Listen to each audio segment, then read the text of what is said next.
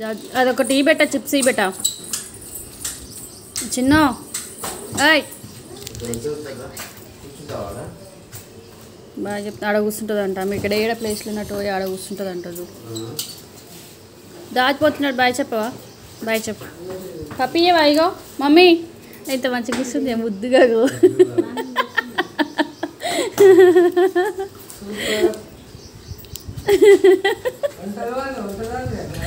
ముచ్చలావా కూర్చున్నట్టు కూర్చుంటుంది అది